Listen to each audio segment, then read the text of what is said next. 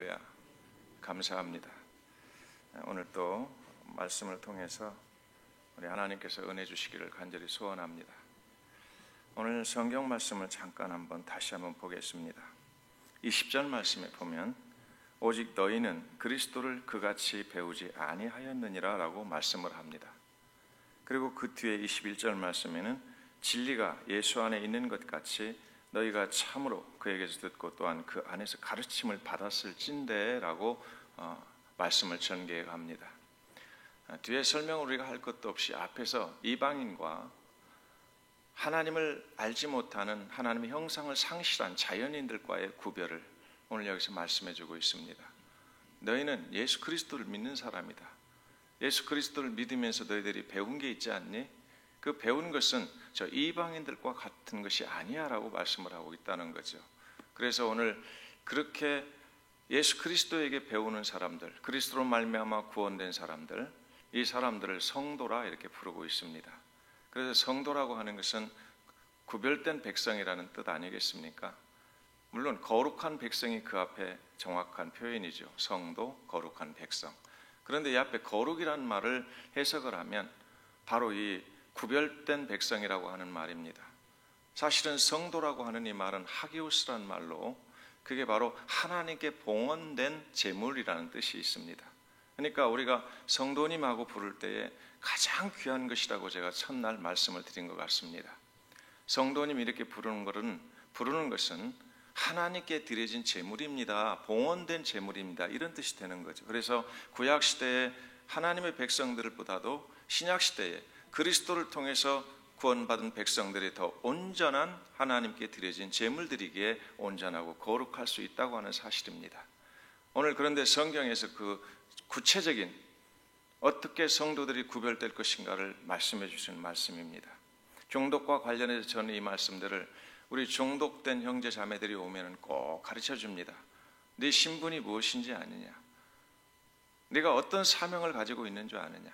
사람이란 어떤 가치가 있고 어떤 평가를 들어야 되는지 아느냐? 솔직히 말씀드려서 30년 동안 이 일을 해오면서 우리 중독된 사람들이 어떤 때는 학벌이 없는 사람들, 어떤 경우는 대학을 졸업하고 대학원을 졸업한 사람들, 이런 사람들도 옵니다. 이 중독에는 왕도가 없습니다. 많이 배운 사람도 중독이 되면 폐인이 되고 적게 배운 사람도 중독이 되면 똑같이 유아기적인 이 상태로 빠져버리기 때문에 이 사람들에게 물으면 한 사람도 인간이 무엇 때문에 살고 가치가 무엇이고 인간의 사명이 무엇인가를 전혀 알지 못합니다. 그냥 사는 게 사는 것이죠. 그래서 제가 이런 때는 사람인자 6을 써놓고 제가 그분들에게 질문을 합니다. 사람이 사람이라고 다 사람이냐? 사람이 사람다워야 사람이지. 이렇게 1번에서 6번까지 번호를 먹여놓고 사람이라고 이 말하는 그야말로 주어가 이 몇 번이냐라고 물으면 이분들이 대답을 못하는 분들이 참 많습니다. 사람이 사람이라고 사람이냐? 사람이 사람다워야 사람이지. 사실은 5번이 주어가 되는 것이죠. 다움이라는 것이 이 사람을 분명하게 해석하고 설명하는 것이니 다움이 없으면 우리는 짐승과 똑같고 이 세상에 있는 모든 자연 만물과 똑같기 때문에 사람의 다움이라는 것이 가장 중요한데 이걸 우리가 성도라고 하는 말로 한번 바꿔서 해보기를 원합니다. 성도가 성도라고 다 성도냐? 성도가 성도다워야 성도지. 만약 이렇게 묻는다면 이런 질문들을 누군가 한다면 내가 대답을 어떻게 할 것입니까? 여기 주어가 뭐냐라고 묻는다면 뭐라고 대답하시겠습니까? 이 여섯 성도의 단어가 그 중에 몇 번이 정말로 성도로서의 정확한 해석과 설명이 되겠느냐는 거예요. 여기도 물론 5번입니다. 다움이라는 말이 굉장히 중요합니다. 그래서 성도 다움이 뭐냐? 사실은 우리 사랑하는 성도교회 교우 여러분, 교인을 가지고는 절대로 안 됩니다. 보통 우리가 쉽게 교인 이렇게 말합니다마는 교인을 가지고는 안 됩니다. 성도가 돼야 됩니다. 하나님께 완전히 바쳐진 성도가 되어야지 교인 아니면 이런 교인이라고 하는 이 말들은 한 클럽에 회원이라고 하는 그런 의미밖에 안 되는 겁니다. 근데 이런 부분들을 모르니까 성도 다움을 모르니까 교인이면서 진짜 성도다운 생활을 하지 못하고 성도다운 생활을 하지 못하니 당연히 세상 사람들에게 구별이 되지 않는 그런 생활들을 하고, 그런 생활 속에서 하나님의 영광을 받으시지 못하는 일들이 수도 없이 일어나더라 그 말입니다. 그래서 교회 안에서 술 한잔 먹는 분들, 담배를 피우고 도박을 하는 그런 분들은 그 취미 생활로 좀 하면 어떤가라고 말을 하지만, 기호식품 좀 먹고 마시는데 뭐가 잘못됐느냐고 이렇게 말할 수 있겠지만, 성도라고 하는 그 의미에서 보면은 전부 탈락자들이라 그런 이야기입니다. 그래서 술을 한 잔도 할 수가 없고, 담배를 한 대도 피울 수가 없고, 도박을 한 번도 해서는 안 된다는, 어떤 분은 이렇게 말합니다. 무슨 율법주의냐? 그런 말 많이 들었습니다. 왜 목사님은 율법주의 설교를 합니까? 아닙니다. 율법주의라고 하는 것은요, 율법을 지킴으로 구원받는다고 하는 게 율법주의입니다. 그런데 구원받은 사람들이 당연히 율법을 지키는 것은 구원받은 증거가 되는 것입니다. 그게 바로 성도라는 말이죠. 그런데 잘 성경을 모르니까 이렇게 설교를 하면 무슨 율법주의냐? 행함으로 구원받을 수 있냐? 무슨 술 먹는 거, 담배 피우는 거, 그 도박 좀 하는 거, 이런 것 가지고 구원과 관계가 없는 일을 가지고 자꾸 그렇게 교회에서 경직되게 만들 필요가 뭐가 있냐? 좀 자유스럽게. 사실은요, 만약에 교회에서 담임 목사님이 저처럼 이런 설교를 하면 아마 반절은 교인들이 나가시게 됩니다. 왜일까요? 저 위에 교회는 술 마시도 아무 말도 않더라.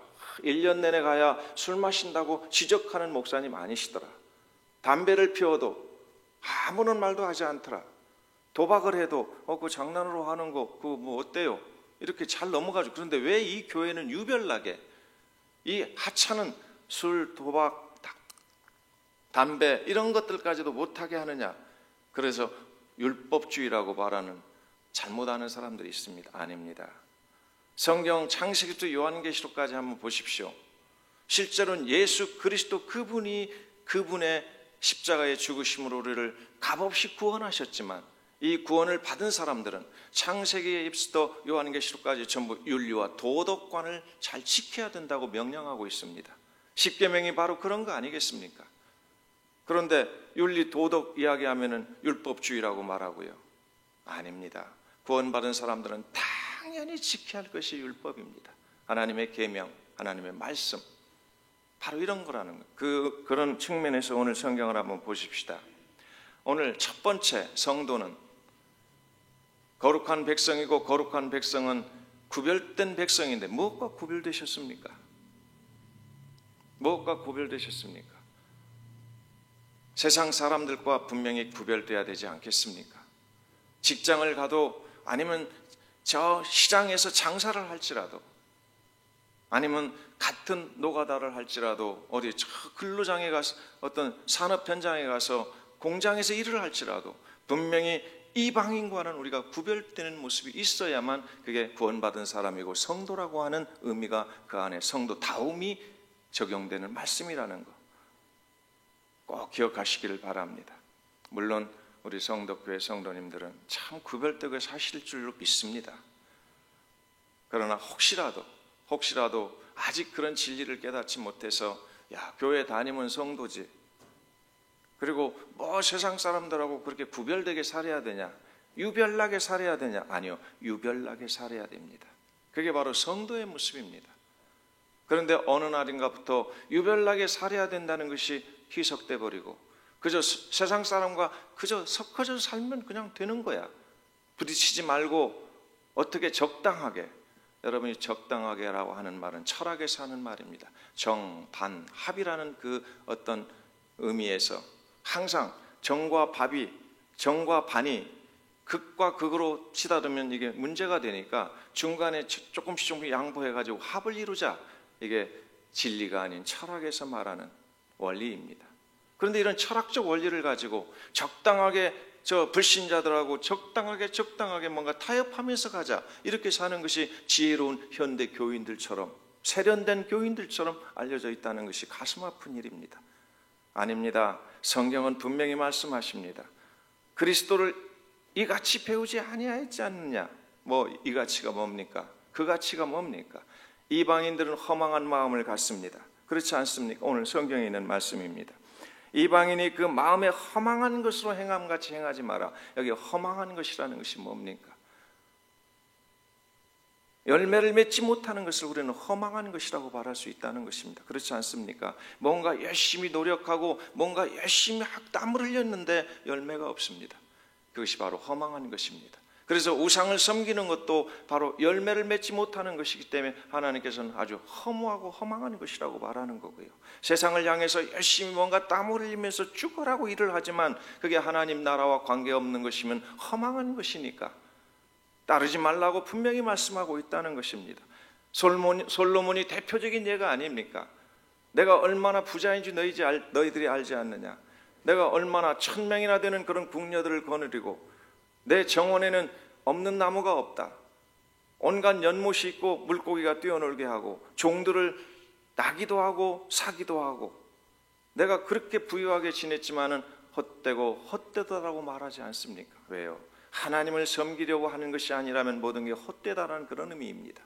그래서 솔로몬이 이렇게 결론을 말을 합니다. 여호와 경외하는 것이 가장 사람에게 다움의 일이고 성도들이 해야 할 당연한 일이다. 그것보다 더 즐거운 일이 어디 있겠느냐 이렇게 말씀하잖아요. 그런데 그런 성경을 우리가 수도 없이 읽으면서 우리는 왜 허망한 것에 치우치느냐.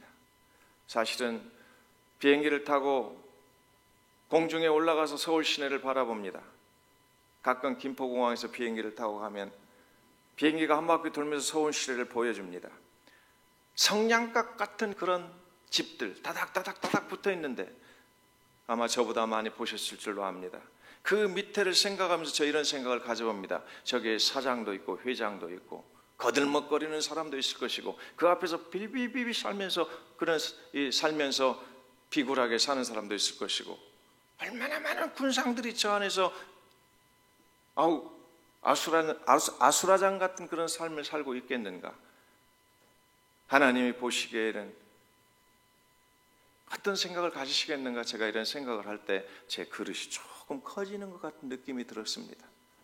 이 지상에서 바라보면 어떤 건물이 있으면 저 건물 나는 그런 건물이 없는데 저런 건물 정도는 좀 가져야 되는데 일평생 목표가 어떤 분은 우리 성도들 중에서 아파트 하나 제대로 좀 넓은 아파트 하나 사는 게 내 일평생의 소원이요 목적이라고 말하는 분도 들었습니다.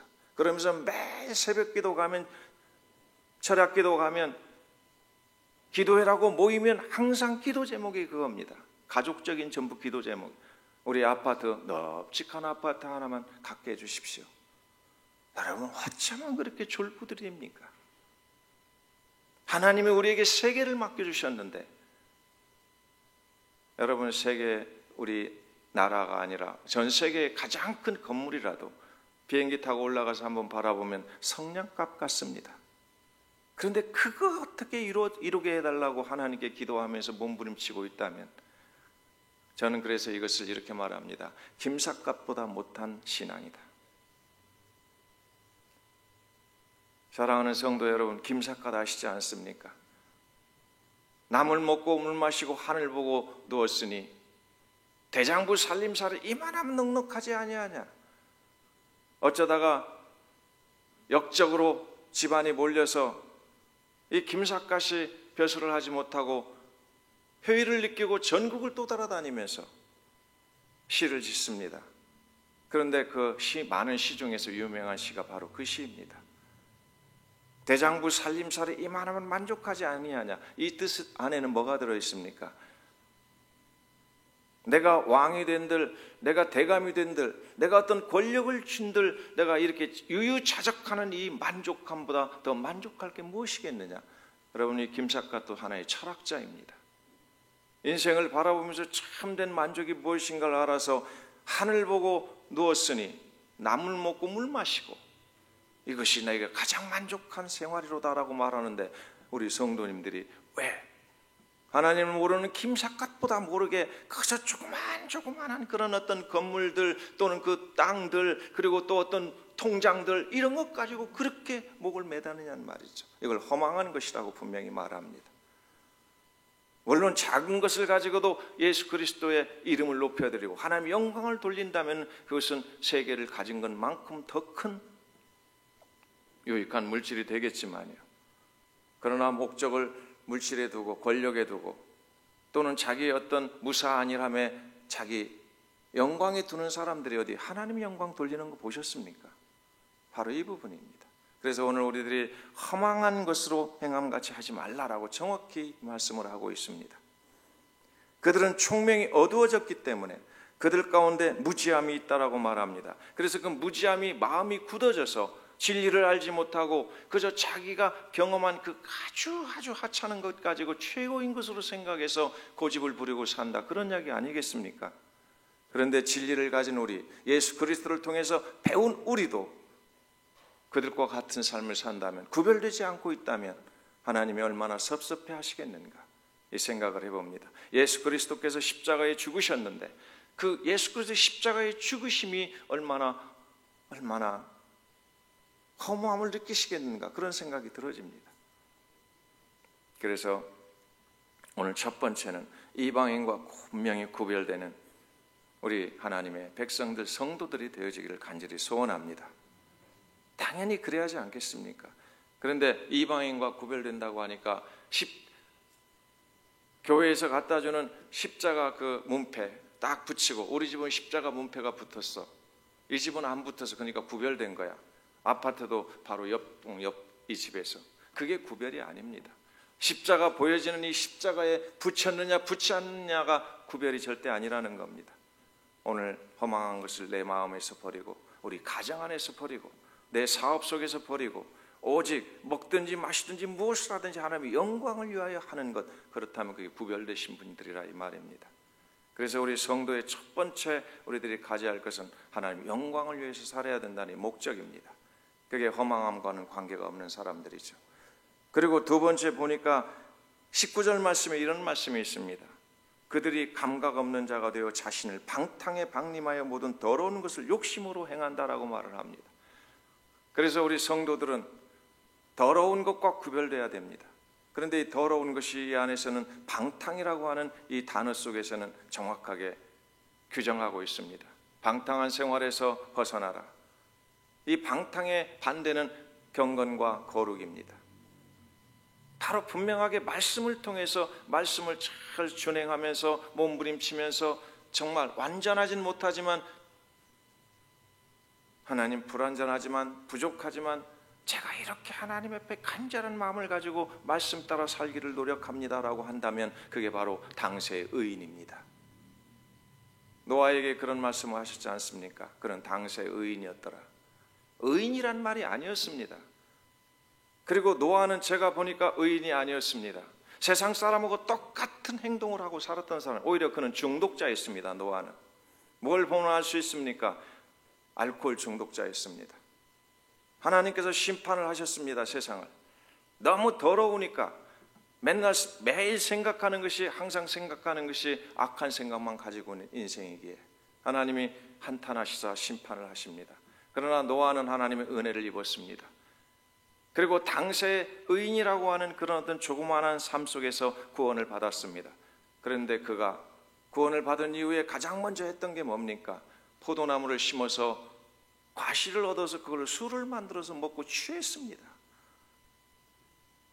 저는 그걸 보면서 하나님이 심판하시기 전에 그 세상이 얼마나 이 주색잡기로 가득했겠는가를 생각해 봅니다. 왜요? 이 경건한, 나름대로 세상 사람과는 그래도 구별되게 산다고 하는 노아조차도 그 술 담그는 것, 그리고 술을 마시고 취하는 그 습관을 하나님의 심판 이후에도 버리지 못했던 겁니다.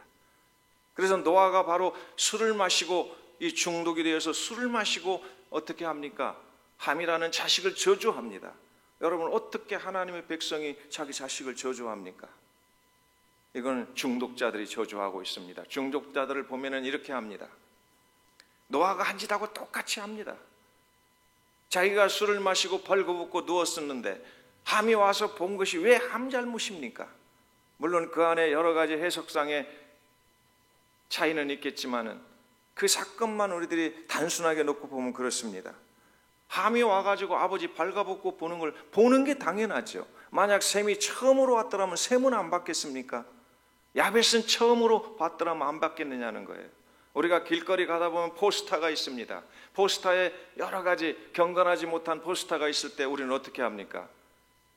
나는 그런 거 안 볼 거야 그리고 눈을 감고 다닙니까? 보려고 보는 것이 아니라 딱 와서 보니까 그 길을 가려고 딱 보는데 극장 앞에 가는데 내가 지나가야 할 길에 포스터가 하나 붙어 있단 말이에요. 그러니까 딱 본 겁니다. 그랬는데 그 본 것을 좀 지혜롭게, 다른 형제들이 보지 않도록 추한 모습이니까 뭔가 자기가 가서 잘 아버지 하체를 덮어드렸다면 아마 그런 저주를 받지 않았을 겁니다. 그런데 지혜가 없었습니다. 함이. 바로 형 가서 셈과 야벳에게 말합니다. 아버지가 벌거벗고 장막에 누워있어. 그러니까 바로 셈과 야벳은 아버지의 하체를 보지 않으려고 뒷걸음질 쳐서 겉옷을 하나 가지고 가서 다 하체를 덮어드립니다. 노아가 술이 깼습니다. 성경에 있는 그대로입니다. 술이 깨서 자식들이 어떻게 한 것을 들었습니다. 무슨 선견 지명이 있어서 딱 자기가 깨달았다는 게 아니죠. 누군가 말했을 겁니다. 그 과정을 이야기했을 거예요. 아버지가 이렇게 했을 때 처음에 화밀한 놈이 봤습니다. 봐가지고 우리들에게 이야기했습니다. 그리고 우리가 가서 우리는 뒷걸음질 쳐서 딱 아버지 하체를 보지 않고 덮어드렸습니다. 그랬더니 노아가 술이 덜 깼습니다. 자기 감정대로 처리를 합니다. 이게 중독자들이 하는 일들입니다. 술 취한 사람이 꼭 하는 일입니다. 함을 불러서 저주를 시작합니다. 너는 형들의 종들의 종이나 되어라 이놈아. 제가 이 성경을 읽으면서요, 중독에 대해서 저는 연구하면서 우리가 가끔 술 중독자들이 뭐라고 자식들에게 욕합니까? 이 거룩한 단에서 감히, 제가 제 입으로는 못하겠는데 여러분들이 한번 해보실 분이 있으면 해보십시오. 술 중독자 아버지가 자식들, 자기가 낳은 자식들인데 술이 취해가지고 자식에게 욕을 하는데 무슨 욕을 합니까? 혹시 못 들으셨습니까? 우리 성덕교회 성도님들은 그런 일을 아주 겪지 않으셔서 모두 모르시는 것 같습니다. 그렇다고 제가 그 욕을 할 수는 없습니다만 제가 그냥 쓰겠습니다. 보통 이렇게 말합니다. 누구 보고? 자기 자식 보고. 자기가 낳은 자식 보고, 자기가 낳은 자식 보고 이렇게 욕을 합니다. 술이 취해갖고. 보통입니다. 이게. 또 하나가 있습니다.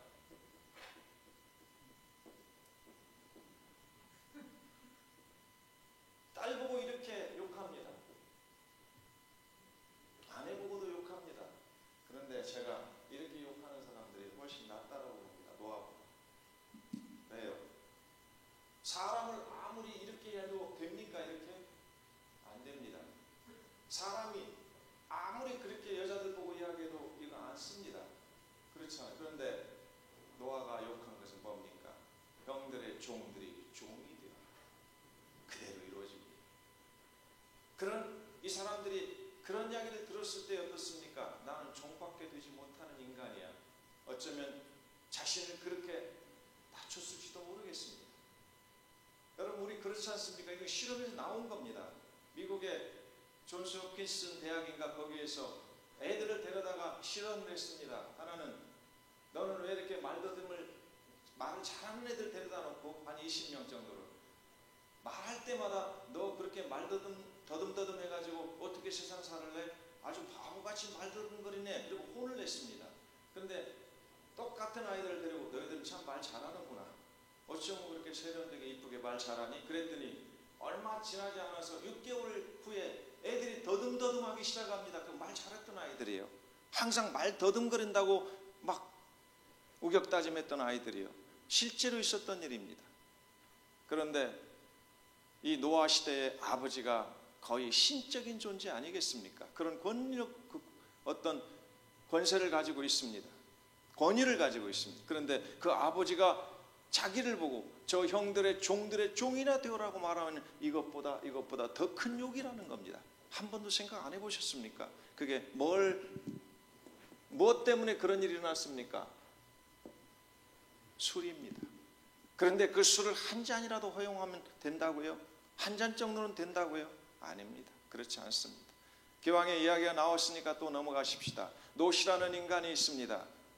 우리가 언뜻 생각하기에는 아브라함을 따라서 그래도 약속의 땅으로 갔기 때문에 괜찮은 사람인 줄 우리가 생각이 들어집니다. 그냥 보기에는. 그런데 그가 소돔과 고모라 땅이 멸망당하고 난 뒤에, 그리고 거기를 하나님의 은혜로 피해 나옵니다. 피해 나오는데 오다가 아내는 세상에 미련을 두어서 소금 기둥이 되었고, 두 딸과 롯이 바로 어느 한쪽으로 피해 있습니다. 사람이 없는 곳입니다. 이 딸들이 어떻게 합니까? 아버지에게 술을 마시옵니다. 롯이라는 사람이 술을 마시고 취해서 한 짓이 근친상간입니다. 그런데 오늘날 중독자들이 똑같은 짓을 합니다. 혹시라도 여러분 주위에 우리 성덕교회 성도님들은 그런 분이 한 분도 없으실 겁니다. 이 술 때문에 문제 있는 분들이. 그런데 주변에 한번 돌아보십시오. 우리 이웃들, 우리 친구들 또는 친척들 중에서 만약 중독자가 하나 있다면 거기에 어느 정도 초등학교 이상 되는 딸들이 있다면 절대 한 집에 살게 하면 안 됩니다. 이 근친상간의 일들이 수도 없이 일어납니다. 지금도 일어납니다. 이게 술 때문에 일어나는 겁니다.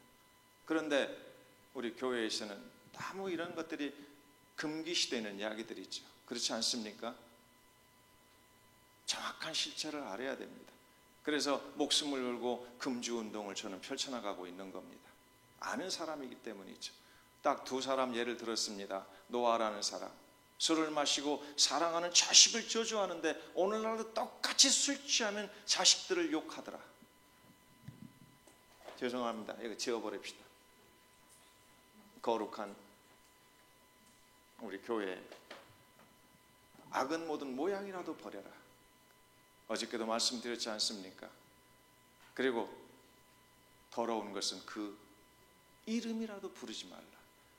바로 그래서 우리는 이런 말들도 해서는 안 되겠죠. 자, 이렇게 바로 이 술이라는 것 때문에 노아와 그리고 롯이라고 하는 구약 성경부터 하나는 저주의 물질이요 하나는 윤리를 완전히 깨버리는, 그렇지 않습니까? 어떻게 근친상간을 합니까? 그런데 아주 공공연히 일어나는 일들입니다. 저는 이 상담을 사역하기 때문에 많은 사람들의 상담을 받습니다. 그래서 그런 분들이 와서 어디 누구에게도 내놓을 수 없는 일들을 이야기합니다. 그럴 때 가슴이 미어지는 것 같습니다. 조금만 도와서 그런 중독자 아빠가 있을 때에 좀 더 옆에서 잘 자세히 좀 살펴서 미리미리 그런 어린 아이들을 좀 잘 보살폈더라면 지켜줄 수 있는데, 이런 일들로 성폭행을 당하거나 근친상간을 당하는 아이들은 또 어디로 갑니까? 커서 스스로 자포자기해서 나 같은 사람은 살 필요가 없어, 살 어떤 의미가 없어, 죽거나 아니면은 자기들도 똑같은 그런 길들로 가버리고만. 그래서 지금 현재 우리 청소년들이 가고 있는 청소년 교도소 있지 않습니까? 약 70%가 아버지가 중독자이거나 가정이 깨어진 가정이거나 그런 아이들이 거의 한 70%가 채워져 있다는 것. 그것이 바로 우리가 무시할 수 없는 일들이라는 걸 꼭 기억하셔야 할 것입니다.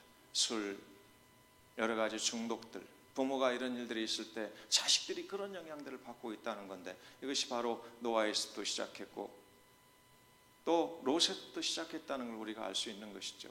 어차피 여기 나왔으니까 술이라는 걸 잠깐 좀 말씀을 드리겠습니다.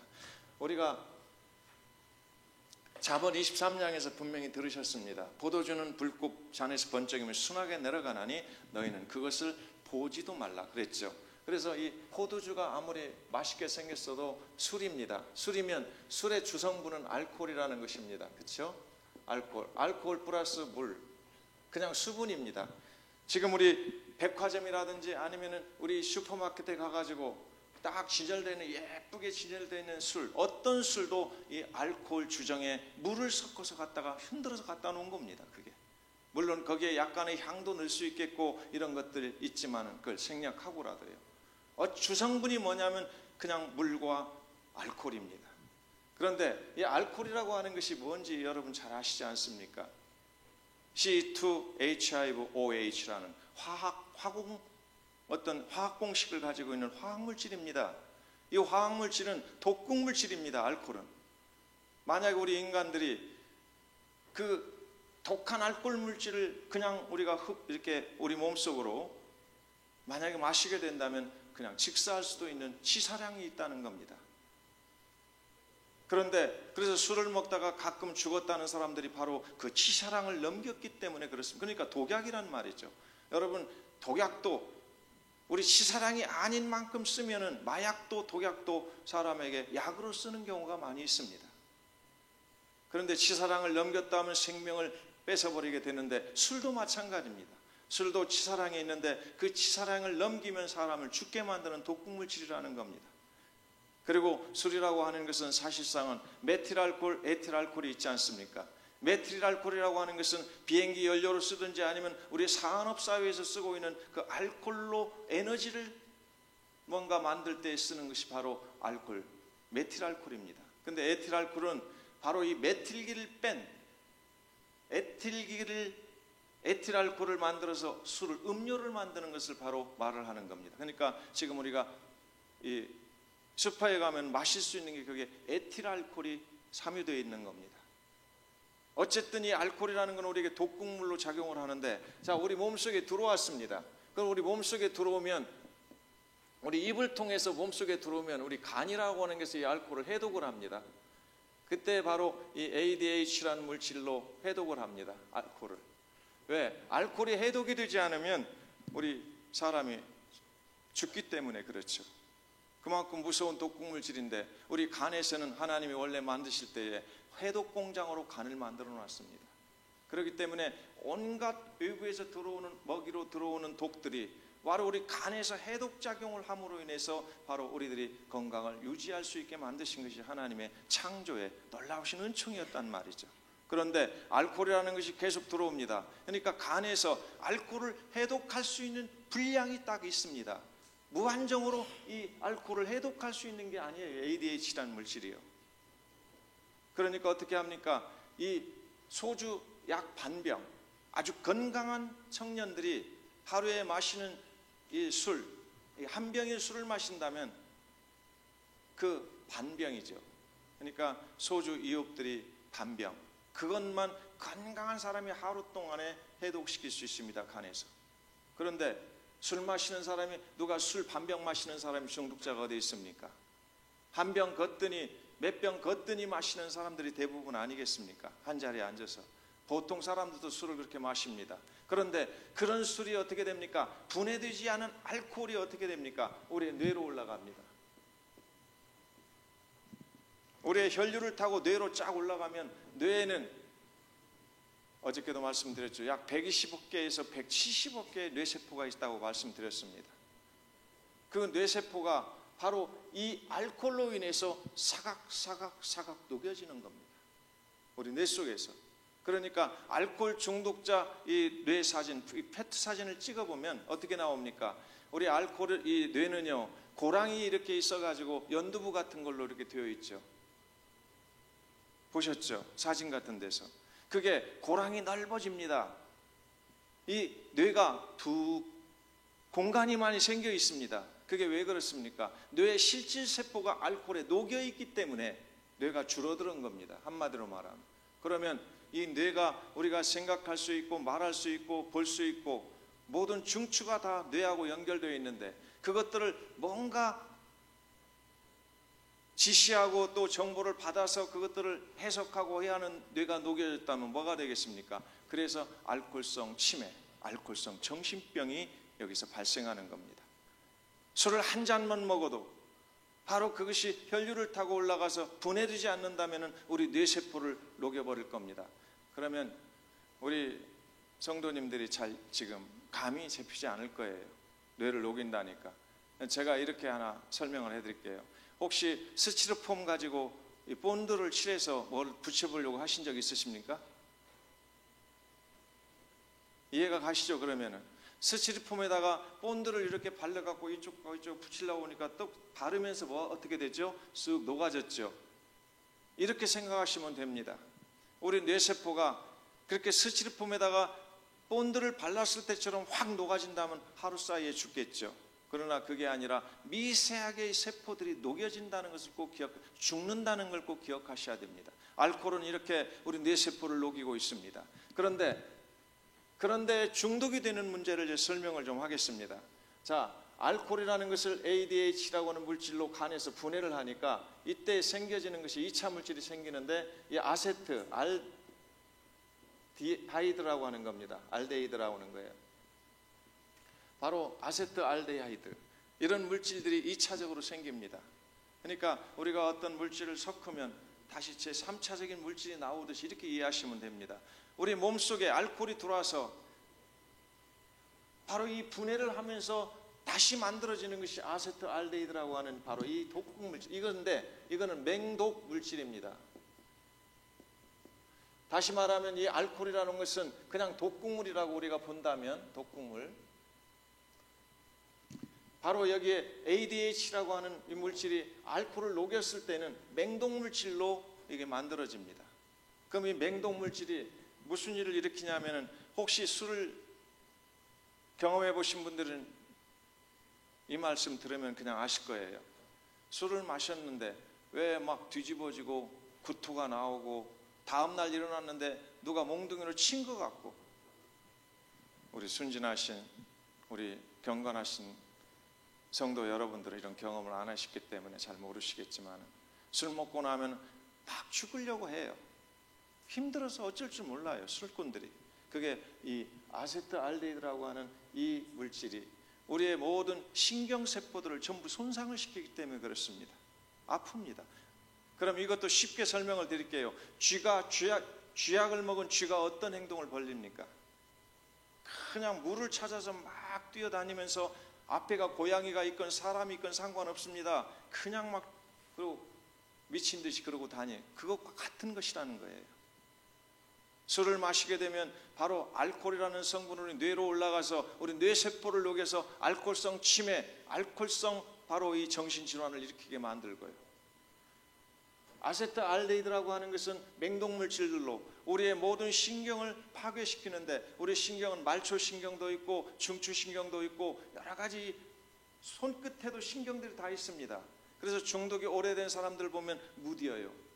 발끝, 손끝 이런 것들이 무디어요. 정확하게 뭔가 아주 세밀한 것들을 못하는 그런 폐인들이 되는 이유가 바로 손상을 시키기 때문에 알코올이라는 것이. 그래도 술을 한 잔씩 먹어도 된다고 말씀하십니까? 그럴 수 없습니다. 이런 걸 분명히 안다면, 그래서 하나님께서 분명히 잠언에서 보지도 말라라고 말씀하신 거예요. 왜? 내가 창조한 너희들 혹시라도 이런 물질들 때문에 잘못 사용해서 피해를 입으면 내가 얼마나 속이 상하겠냐, 내가 얼마나 슬프겠냐, 그 이야기입니다. 그래서 너희들은 하지 마라 라고 분명히 보지도 말라라고 말씀하셨는데, 오늘날 교회가 이 술에 대해서 관대합니다. 제가 아는 어느 교회들은 재직들이 모여서 재직회하고 눈짓을 싹 서로 하면서 2차 가자고, 그래서 집사들이 모여가지고 또 술 파는 사람도 집사래요. 아무개 집사님 그거 있지 한 병, 이렇게 해가지고 술을 같이 마신다는 이야기를 들었습니다. 그런데 지금 우리 교회에 장로님으로 계시는 분이, 그분이 다녔던 교회입니다. 제가 성도의 어떤 모습이, 성도란 무엇인가를 정확하게, 그분도 술꾼이었는데 돌아왔을 때 제가 그걸 가르쳤습니다. 그랬더니 그분이 아직 그 교회에 머물러 있을 때 배웠는데, 이제는 그렇게 하니까 성도들은 술 마시면 안 되잖아요. 누가 그래요? 저기 중동이라는 우리 김도영 목사가 그러던데요. 그분이 어떻게 알아요? 우리 목사님이 더 잘 알지. 우리 목사님이 싫었으면 진작에 그 이야기 가르쳤지, 알았으면은 아무 말씀도 안 하는데 왜 집사님이 그래요? 이런 식으로 무시를 해버린. 그러니까 우리 그때 당시 집사님도 아니셨습니다. 이분은 술꾼이었는데 그 술 때문에 힘들어지니까 가족이 저희들한테 상담을 왔고, 그리고 그분을 교육시키고 지도하기 시작해서 그분을 바로 가치관을 바꿔놓고, 인간이 무엇인지, 인간이 어떻게 사는 것이 행복한 것인지, 그리고 무엇을 잘못 알아서 지금 이렇게 힘든 것인지를 가르쳤더니 바로 가서 이야기를 한 겁니다. 성도들은 술 마시면 안 되잖아요. 나중에는 제가 그런다는 이야기를 듣고 알려주었어요. 성경에 그렇게 써있다고 말하세요. 성경에 그렇게 말씀하셨는데요, 보지도 말라고. 그랬는데도 그 습관들이 어디 버리지 못했답니다. 그래서 그분이 그 교회를 그만두셨습니다. 그리고 제가 보니까요, 아무래도 그분들 내가 이렇게 고칠 수 있는 건데 영양 부족이고 내가 거기서 나와야 되겠습니다. 아니면 내가 다시 또 술을 먹게 되니까 제발 옛날로 돌아가면 어떻게 합니까?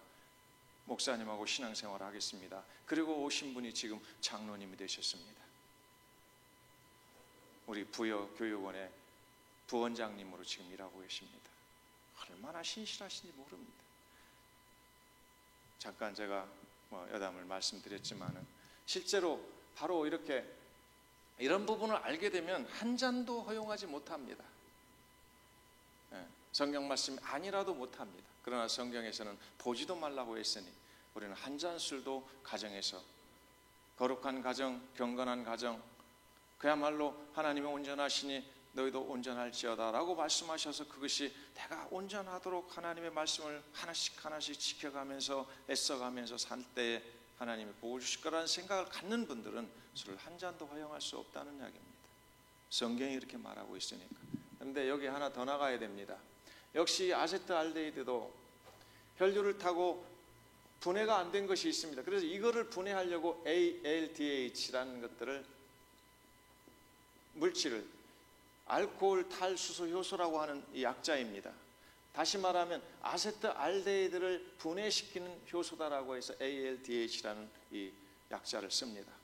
이 ADH는 알코올을 분해하는 효소라고 하는 그 탈수소 효소, 알코올 분해 효소라고 하는 것들을 부르는 명칭이고요.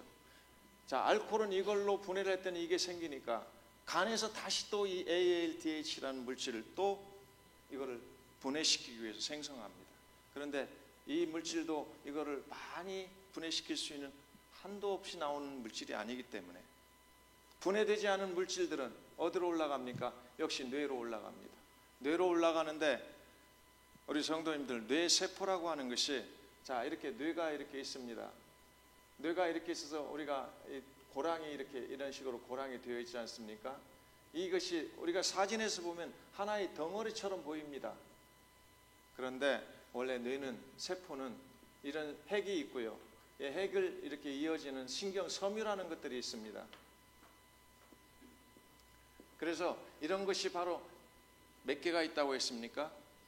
120억 개에서 170억 개라고. 사실은 정확한 숫자를 누가 셀 수 있겠습니까? 대충 잡은 겁니다, 학자들이. 그래서 연구하는 분마다 이 숫자는 다르니까 숫자에 연연하지 마십시오. 120억 개에서 170억 개 이렇게 말하는 게 정설로 되어 있습니다만 이런 것들이 그렇게 많은데 문제는 이겁니다. 자, 이게 A라는 세포고 이게 B라는 세포입니다. 그러면 여기에서도 정보 전달이 쫙 이쪽으로 갔습니다. 쫙 세포들을 넣어서. 그럼 이 세포가 이쪽 세포로 이렇게 이어줍니다. 그럼 이 세포가 또 다른 세포로 이렇게 이어줍니다. 신경섬유를 통해서. 그런데 이때 이거를 이어줄 때에 약 1만 분의 1mm 정도가 이렇게 떨어져 있습니다. 1만 분의 1mm 정도로면 우리 눈으로 볼 수 있는 겁니까? 없습니다. 만약에 이거를 볼 수 있다면 63빌딩에서 저 개미를 볼 수 있다면 아마 볼 수 있을 것입니다. 좀 이해하기 쉽게. 그러니까 볼 수가 없어요. 지금 요 근래에 최현대식으로 현미경이 발달한 이후에야 이걸 발견하는 겁니다. 세포와 세포 사이가 떨어져 있구나. 그게 1만 분의 1mm입니다. 그런데 정보가 딱 전달이 이쪽으로 되려면은 이게 이어져야만 어때요? 이쪽이 정보가 이쪽으로 옮겨질 거 아니겠습니까? 마치 전기가 흐르는 것 같습니다. 전기를 딱 선을 끊어놓으면 아무리 센 동력이라도 이쪽으로 이어지지 않듯이 이어지는 물질이 있어야 된다는 거죠. 거기에 이어지는 물질을 바로 하나님이 만들어 놓으신 게 도파민이라고 하는 물질입니다. 이것을 신경 전달 물질이라 그렇게 말을 합니다. 도파민. 아마 들어보셨을 거예요. 도파민이라는 물질 성분을. 이 도파민이라는 물질이 이거를 이어줍니다. 물론 이것을 이 메커니즘을 잘 설명하려면 시간이 없으니까 그냥 여러분 이해하실 수 있을 만큼만 제가 설명을 할 겁니다. 자, 이 도파민이라는 것이 이쪽 정보를 받아서 이쪽으로 전달해 주는 일을 하는데 이때 이 아세트알데히드라고 하는 이 물질이 분해되지 않은 물질이 뇌로 올라가서 이 도파민하고 얼마나 잘 결합을 하는지 모르겠어요. 어떤 물질은 어떤 걸 배척하고 받아들이지 않고 어떤 물질들은 흡수하고 하지 않습니까? 그런데 희한하게도 이 도파민이라는 물질이 알코올이 분해돼서 생성된 아세트알데히드라고는 물질을 얼마나 잘 받아들이는지. 어서 오십시오, 결혼합시다 그러고 짝짝꿍을 딱 짓습니다. 그런데 여기서 자, 어떤 물질이 A라는 물질과 B라는 물질이 섞어지면 이 물질들의 아주 가지고 있는 중심 성분들이 변해서 제3의 물질들이 생기는 게 대부분 많지요. 이 도파민이 바로 그런 역할을 합니다. 도파민과 이 아세트알데히드라는 물질이 딱 이 뇌 속에서 수백만 개, 지금 170억 개라고 하지 않았습니까? 어쨌든 이어주는, 정보를 이어주는 그 순간순간 세포와 세포 사이에 모든 도파민이 역사를 하는데, 거기에 아세트알데히드가 딱 결합을 하게 되면 거기서 뭐가 만들어지냐면 모르핀 성분이 만들어집니다. 화학 공식으로 모르핀 성분이 뇌에서 만들어지는 거예요. 그럼 이 모르핀이라는 게 뭡니까? 양귀비에서 아펜을 땁니다. 아펜에서 10분의 1이 모르핀 성분이 있습니다. 모르핀 성분, 그것이 바로 우리를 마취시키고 우리를 뭘 만듭니까? 중독을 만들어내는 그런 마약이지 않습니까? 그러니까 술을 한 잔 마셨는데 이 술이 분해돼서 생겨진 아세트알데히드가 뇌로 올라가서 뇌세포 도파민과 여기에서 결합을 하니까 뇌내 마약이 되더라. 이해가 가십니까? 그래서 술이 언제나 술을 깰까 다시 찾겠다 하리라. 잠언 23장 35절 말씀에 지금 기록되어 있는 거 읽으셨잖아요, 어저께. 그렇죠? 언제나 술이 깰까 다시 찾겠다 하리라. 왜 술꾼들이 그렇게도 가족들이 싫어하고 주변에서 그렇게 싫어하고 배가 망신하고 경제 문제가 다 손상이 되면서도 술하고 다니는 줄 아십니까? 그게 바로 중독인데 뇌에서 그것이 만들어지기 때문에 쉽게 술을 끊을 수가 없는 것입니다. 제가 미리 말씀드리지만 사랑하는 우리 성도교회 여러분, 혹시 주변에 술 때문에 힘드신 분들이 있다면 사실 이런 교육을 통해서 어떻게 그분들이 무슨 치료를 받고 변화가 되겠습니까? 안 됩니다.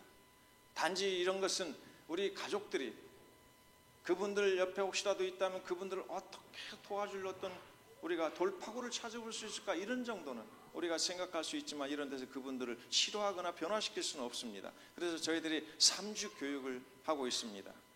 중증 우리 술꾼들이 있으시면 그분들을 저희 교육원에 모셔서 바로 의학적이고 신앙적이고 성령의 의지에서 하나님 말씀 중심에서 그들을 합리적으로 잘 치료를 하고 있습니다. 그래서 그런 것들은 3주 동안에 쭉 해야 되는 일들이니까 사실은 그분들이 오면은 이런 부분들도 자세하게 가르칩니다. PPT를 띄워놓고 현대 그 어떤 정보들을 잘 알려주고, 제가 보니까 이 세상의 모든 문제가 무엇 때문에 생기느냐, 무지, 오기 때문에 모든 문제들이 생기는 것을 발견했습니다. 몰라서 병들고, 몰라서 중독되고, 몰라서 범죄하고, 그러니 우리가 깨우쳐서 그들을 무지를 깨워주는 것이 치료가 될 수 있고요. 그렇지 않습니까? 오기입니다. 알면서도 그거를 그럴까 하고 가는 것, 이런 것들이 오기지요. 그럼 오기들은 정확한 하나님의 역사, 이스라엘 역사 또는 세계사, 성경 속에서 단순하게 우리가 중독 치료를 한다고 또는 그런 사람을 돕는다고 무슨 정신적인 면이나 약물적인 면만 말해서는 안 됩니다. 세계사가 어떻게 이루어지지 않느냐, 이스라엘사가 어떻게 예언대로 된 줄 아느냐, 또 선교와 인류학이 어떻게 됐는지 아느냐, 바로 이런 학문들, 사실은 정확하게 검증될 수 있는 그런 것들을 가지고 이 한 사람을 완전히 인식의 전환을 가져오게 만들어야 됩니다. 아, 내가 알고 있었던 게 너무 잘못 알았구나. 술이라는 것만 해도 그렇습니다. 전부 다 술은 우리나라에서는 문화라고 말하지 않습니까? 음주 문화. 그런데 우리 사랑하는 성도교회 성도님들에게 제가 말씀드립니다. 문화라는 것이 뭔가 잘못되고 나쁘게 되는 걸 말합니까? 더 좋게 발전하고 더 개발시키는 걸 문화라고 합니까? 문화라고 하는 말은 나쁘게 되는 걸 문화라고 말하지 않습니다. 그래서 도둑놈 문화가 없는 겁니다. 강도 문화도 없습니다. 범죄 문화라는 것도 없습니다. 문화라는 것은 언제나 우리 인류가 뭔가 평화롭게 또는 편리하게 아름답게 살 수 있을 때 그걸 문화라고 말하는 건데, 세상에 술 먹고 중독자가 우리나라에 600만이고 160만이나 되는데 무슨 음주 문화라고 이렇게 말을 쓰고 있으니 참 답답한 일입니다. 우리 성도교회 가족 여러분, 여러분들께서는 음주문화라는 말 절대 쓰지 마십시오. 그래서 음주, 작태다 이렇게 쓰셔야 됩니다. 저는 그렇게 말합니다. 음주는 문화가 아닙니다. 만약 음주 문화가 가능하다면 우리는 방금도 이야기했지만 도둑놈 문화도 있어야 됩니다. 그렇지 않겠습니까? 그런 거 없습니다. 할 수 없습니다. 그래서 음주문화라는 말을 안 쓰는 이유는 성경에서 정확히 알기 때문에, 그래서 이들에게 무지를 깨우쳐주고, 우리 조상 때부터 술을 누구에게 배웁니까? 아버지한테 배웁니다. 할아버지한테 배웁니다. 예전에 우리 어른들이 그랬습니다. 술은 어른한테 보여야 하느니라. 이리 와, 내가 한 잔 줄 테니까. 한 잔 따라주고는 이렇게 마시려고 하면 어허 이놈이 뒤로 돌아서서 마시거라. 무슨 양반들이 하는 것처럼 참 얼마나 무식하고 무지했는지 모르겠어요. 자식에게 독약을 주면서, 자기 손주에게 독약을 주면서 정신 이상이 되게 만드는 일을 하면서, 그러면서 이렇게 해야 되느니라고 가르쳤으니 그들이요 나중에 중독자가 되고 사회 범법자들이 되고 폐인이 되어서 그야말로 폐가 망신하는 그런 삶들을 살고 있으니 누가 책임을 지겠습니까? 누가 책임을 져야 될까요? 오늘 우리 사회나 국가나 또는 우리 조상들도 이 책임에서 자유스러울 사람이 하나도 없습니다. 우리가 다 책임을 져야 됩니다. 특히 우리 교회, 우리 교회는 철저하게도 금주를 해야 하는 것이 진리입니다. 그럼에도 금주에 대한 것들을 그렇게 강하게 말하지 않습니다. 우리 성경에 있지 않습니까? 하나님 나라의 유업을 받지 못할 자를 쭉 열거하면서 성경에서 그 안에 뭐가 들어있습니까? 술 취하는 자, 이런 일을 하는 자는 하나님 나라 유업을 받을 수 없는 이라고 분명히 기록됐는데, 그 안에 간음도 있고 우상 섬김도 있고 도둑질하는 것도 있고 여러 가지 쾌감을 즐기는 것들도 다 넣어놓고 거기다 술 취함을 또 이야기해놨다는 거 너무나 성경을 잘 아시지 않습니까? 그런데 술 한 잔씩은 해도 된다. 만약 누가 그러시는 분이 있다면 담배 한 대씩은 피워도 된다. 사람에게 피해만 주지 않고 하면 된다. 그러면 간음도 조금씩 할까요? 죄송합니다. 혹시 그렇게 술 한잔 해도 된다고 하는 분들이 있으면 바꾸라고, 무지를 바꾸라고, 우리 성경은 아니라고 제가 이 말씀을 드리고 있는 겁니다. 절대로 우상 조금 해서 안 됩니다. 그렇지 않습니까? 그런데 하지 말라고 하는 술 취하지 말라는 말은 조금은 해도 됩니까?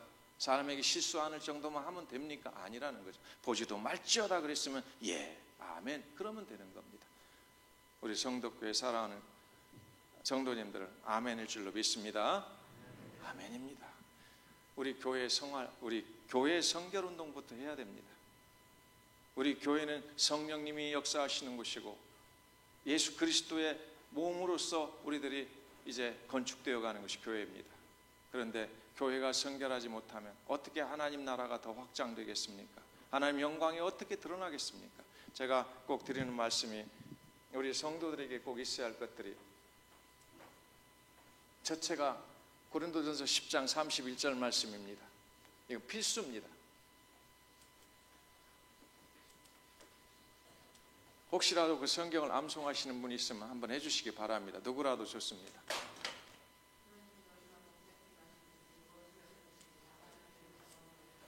아멘. 그게 우리 인간의 궁극 목적이 되어야 됩니다. 우리 기독교인의 궁극 목적이라고 하는 겁니다. 그래서 첫 번째로 바로 이 고전 10장 31절 말씀입니다. 하나님 영광, 하나님 영광을 위해 살아라. 먹든지 마시든지 무엇을 하든지. 여러분, 그래서 혹시 술 한잔 마시는 분들 있으십니까? 약술이라고 마시는 분들 있으십니까? 그러면 하나님 영광이 된다고 생각하시면 마시세요. 아무 문제 없습니다. 그런데 이게 하나님 영광이 아닌 것 같아 양심에서 조금 그러면 여지없이 갖다 부어버리십시오. 작년에 담았던 포도주 부어버리십시오. 작년에 담았던 인삼주 부어버리십시오. 어디다? 수채통에다. 남이 또 마셔서는 안 되니까요. 나는 성경 속에서 내가 알았는데 다른 사람은 마시면 됩니까? 제가 어떤 분, 그런 분 봤어요. 어떤 장로님, 자기는 술을 안 마신대요. 그러면 이 술을 왜 담아 놓으시니까 이 주변에 있는 사람들, 허리도 아프고 그런 사람들 주려고 담아 놨다는 거예요. 그럼 왜 장로님 왜 안 마십니까? 그랬더니 기독교인이 술 마시면 안 되죠. 그럼 저 사람들은 장로님은 안 마시는데 그럼 주어도 됩니까? 말을 못 하시더라고요. 그러니까 생각이 없으십니다. 나는 안 먹지만 우리 집에서 잔치할 때, 잔치를 벌릴 때 손님들 오면 술 대접하고, 나는 안 마시지만 내 친구가 좀 우울한 것 같으면 술 한잔 사주고, 그러면서 나는 안 마셔. 이건 아닙니다.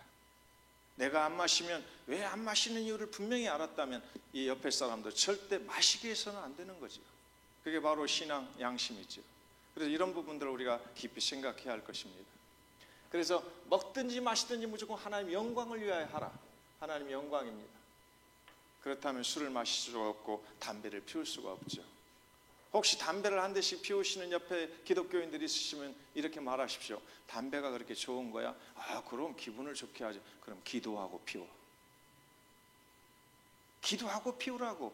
하나님 아버지 담배 한 대 주셔서 감사합니다. 술 한 잔, 막걸리 한 잔, 소주 한 잔 딱 따로 놓고, 포도주 한 잔 따로 놓고, 자, 우리 다 같이 기도합시다. 하나님 아버지 알코올, 포도주를 주셔서 내 혈액순환을 좋게 해주신 게 감사합니다. 그러고 마셔보십시오. 그런데 술을 가지고 절대로 기도하고 마시는 분은 지구상에 없을 겁니다. 왜일까요? 누가 뭐라고 해서 그럴까요? 양심이 그렇습니다. 담배 피우면서 기도하고 담배 피우는 사람 없을 거란 말이에요. 도박하면서 기도하고 도박하는 사람이 있겠습니까? 하기사 미국에 가니까 어떤 목사님이 상담해 오셨습니다. 목사님, 제가 우리 교회 권사님 한 분을 어떻게 지도해야 할지 모르겠어요. 무슨 말씀이십니까? 우리 권사님이 카지노를 매주 가신답니다. 그런데 따르릉, 우리 권사님이시구나. 월요일 아침입니다. 권사님, 예, 목사님 오늘 또 기도가 필요해요. 무슨 기도를 해요? 그거 아시면서 또 물으세요. 내가 지금 빠치고장 가는데 얼마를 갖고 갑니다. 그거를 알고 몇 배를, 30배, 60배, 100배면 더 좋고요. 몇 배를 불려서 오도록 하나님께 기도해 주십시오. 전화통을 붙들고. 그래서 이분이 어쩔 수 없어서 기도해 드렸답니다. 그동안. 근데 기도를 해드리면서 자꾸 양심이, 이건 아닌데. 근데 제가 왔다는 소식을 듣고 세크라멘토에서 저한테 상담을 오셨어요. 그래서 제가 단호히 말했죠. 목사님, 누구를 위해서 목회를 하십니까? 너무나 잘하는 이야기. 죄인을 회개시켜 구원시키기 위한 그 방편으로 내가 도구로 일하는데, 아니 죄악으로 들어가는 것을 기도해 주셨다면, 그게 축복 기도로 해주셨다면 이게 지금 하나님이 원하시는 사역이실까요? 거기서 이분이 깨달으셨습니다. 그래서 왜 그렇게 했는가? 지금까지 이분이 나가면 어떨까? 어떻게 될까? 이 권사님 한 분 나가면 권사님 아들도 있고 권사님 며느리 있고 권사님 며느리 조카도 있고, 이게 어떻게 해요? 그룹이 나가게 될 텐데, 그럼 미국 교회에서 몇 명 안 되는 그 교회 하면서 한 그룹이 나가버리면 내가 어떻게? 그래서 하는데, 근데 그분이 이런 말씀을 하십니다. 사실은 제가 그분이 계시고 오래오래 계시도록 해서 어떻게 고쳐보려고 했습니다. 그런데 처음엔 그렇게 내가 사람들에게 말했는데, 제가 진짜 제 양심을 말하자면 아니요, 나가실까 싶어서 제가 그렇게 강하게 못했습니다. 이 말씀을 하시더라고요. 제가 충분히 이해가 갑니다. 저도 목회하는 사람으로서 한 분이 가시게 되면 얼마나 가슴이 아픈지 모르는데, 한 그룹이 나가게 되면, 그래서 그 부분들에 대해서 그냥 넘겨놓으라고. 근데 제가 단호하게 말씀드렸습니다. 아닙니다. 하나님 말씀대로 하십시다. 하나님을 기쁘시게 하면 사람도 어떻게 됩니까? 변화 하나님 시키실 것입니다. 그런데 사람의 눈치를 보면 하나님은 대단히 노하십니다. 그 이야기를 제가 했던 적이 있습니다. 우리 사랑하는 성도교회 성도 여러분, 오늘 우리가 첫날부터 그야말로 하나님 형상을 상실한 사람들, 그리고 상실한 상태가 어떤 상태였는가, 전부 다를 말씀 못 드리지만은 대부분 어느 정도 말씀을 드렸습니다. 얼마나 피폐해지고 폐인화되어지고 어떻게 상실되었는가. 그리고 오늘은 그리스도를 너희들은 이같이 배우지 아니하였지 않았느냐, 이방인들과 같이 허망한 일 하지 마라, 이방인들과 같이 무감각해져서 방탕에 빠지지 마라, 이런 말씀들을 들었죠. 두 번째는 더러운 것과 구별되라 말씀하셨습니다. 세 번째는 너희 옛 습관과 구별되라. 이게 19절, 22절 말씀이죠. 이 세 가지가 성도의 구별입니다. 이 땅에서 우리가 구별되는 것이 세 가지가 분명히 이방인과 구별되고 더러운 것과 구별되고, 세 번째 옛 습관과 구습이라고 말합니다. 너의 옛사람 구습과 구별되고. 어느 때가 옛사람입니까? 예수 그리스도를 정점으로 예수 그리스도를 믿고 예수 그리스도에게 배운 이전과 이후가 분명히 다르다는 거죠. 그리고 이전은 옛사람이요, 이전에는 구습을 쫓는 사람이었지만 이제는 새 사람을 입었으니 지식에까지 새롭게 하심을 입은 자다. 이게 바로 온전한 사람들. 우리 하나님 온전하시니 너희도 온전할 때 그 온전에 가는 우리들이라는 거죠. 그리고 어디까지 온전해집니까? 그리스도의 분량에까지. 자라가라 이렇게 말씀하시잖아요. 우리 하나님 참 슬프신 사람들이 있을 것 같아요. 왜? 신앙의 박야가입니다. 혹시 박야가 아십니까? 나이가 23살이나 됐는데 저는 그런 기관이 있어서 거기에 봉사를 갑니다. 우리 식구들을 데리고. 23살이면 청년인데 저보다 더 큽니다. 그런데 우리 같이 가는 여선생님이 아주 이제 처녀 선생님이 있는데 아주 어린 선생님이 있어요. 이 선생님 옆에 가니까 뒤따라다니면서 엄마 그러고 따라다녀요. 나 뭐 좀 달라는 거예요. 엄마 나 좀 뭐 좀 줘. 나이가 23살이 넘었습니다. 그런데 지금 생각이 이제 2살, 3살짜리밖에 안 된다는 거예요. 이게 박야가라고 말합니다. 여러분, 그 박야가가 태어나는 것도 바로 알코올 중독자들이 임신했을 때 술을 마시고 알코올성 태아 장애아를 태어나게 하는 일들이 많습니다. 그런데 우리나라는 그런 걸 몰랐습니다. 근데 요 근래서야 많이 밝혀지는 게 그겁니다. 장애아들이 태어나는 것이 그냥 태어나는 것이 아니라 부모들이 먹지 말아야 할 건 먹고 하지 말아야 할 걸 했을 때의 그 영향으로 이 태아에서부터 장애를 입고 기형아가 태어나고 머리가 안 좋은 아이들이 태어나고, 이게 바로 우리 알코올 중독에서 가장 많이 두드러지게 나타나는 태아 알코올 증후군이라고 말하는 겁니다. 그런데 이 23살 먹은 아이가 따라다니면서 엄마 그것 좀 줘, 엄마 그러는데 참 옆에서 민망해서 못 보겠어요. 그래서 제가 그 아이를 보면서 생각했습니다. 내가 이제 그래도 신앙생활 한 지가 30년이 다 되어가고 겉으로 볼 때는 컸는데 하나님이 보실 때는 나를 혹시 신앙의 박약으로 보시지 않을까? 다시 점검을 하기 시작합니다. 신앙의 박야가. 한번 가만히 생각해 보십시오. 분명하게 10년 전보다는 지금 10년 후에 오늘 신앙이 더 월등히 나아야 됩니다. 1년 전보다 1년 후 오늘 신앙이 1년 전보다 뭔가 자라 있어야 되는 거죠. 생각도 잘하고 사상도 잘하고 하는 행동도 잘하고 표정까지라도 변화되어서 오직 하나님 영광을 돌리는 일을 해야 되는데, 그러지 못하고 아직도 처음에 믿을 때처럼 복이나 주십시오, 나는 잘 돼야 되겠습니다, 내 아들이 뭐가 성공해야겠습니다, 이런 것들만 생각하고 나만 생각하고 있다면 혹시 그게 신앙의 박야가는 아닐까요? 이런 생각을 해보게 됩니다. 우리 성도교회 여러분들은 한 분도 그런 분들이 없어서 참 다행입니다. 감사한 일이죠. 그러나 주변에 혹시라도 그런 생각을 갖고 있는 신앙생활을 하는 분들이 있으면 꼭 그들을 성장시키는 쪽으로, 변화시키는 쪽으로 애써야 하지 않겠습니까? 나만 잘 되면 안 되지 않습니까? 우리 기독교인들은 나만 잘 되는 종교가 아니거든요. 나를 통해서 다른 사람들이 성장하고 다른 사람들이 누리게 하는 것이 바로 우리 기독교의 핵심이기 때문에 바로 이런 말씀을 드릴 수 있는 겁니다. 시간이 너무 갔습니다. 그래도 좀 제가 두 번째 있습니다. 마태복음 6장 33절 말씀입니다. 제가 이런 말씀들은 중독 우리 형제들이 왔을 때 불신자이거나 아니면 신자이거나 상관없이 이 성경적 치유할 때 쓰는 내용들이라는 걸 이해하시기 바랍니다. 근원적으로 그들을 마음을 바꿔놓고 인식의 체계를 바꿔놓는 일들이 성경으로 할 수 있다는 걸 저는 확실히 말씀드릴 수 있습니다. 물론 그들이 고등학교 때 배운 세계사를 제가 다시 재조명해서 성경 속에서 발췌해서 이야기를 해주면 깜짝 놀랍니다. 다시 말하면 세계사에서 우리가 문명의 발상지 같은 걸 고등학교 때 배우지 않습니까? 교과서에 나오는 것들이잖아요. 그런데 그것을 세계에서 일반인들이 배우는 것 줄 알았는데 이 성경 속에 다니엘서를 제가 해석해 주면서 다니엘서에서 바로 어떤 게 나옵니까? 바벨로니아 국가, 그 다음에 메데와 파시아 국가, 페르시아 국가, 그리고 헬라 국가, 로마 국가, 그리고 지금 현재 열국들, 이런 것들을 다니엘서를 이야기하면서 성경에는 이미 3500년부터 기록하기 시작한 성경이 정확하게 세계사를 이렇게 기록하고 있는데 그거를 당신만 몰랐어. 그러니 지금부터 알아. 성경이 이렇게 정확히 세계사를 기록해 놓고 이스라엘사가 어떻게 되었고 역사들을 쫙 가르칩니다. 그게 바로 하나의 성경을 변증법이라고 하죠. 성경을 믿게 만드는 거죠.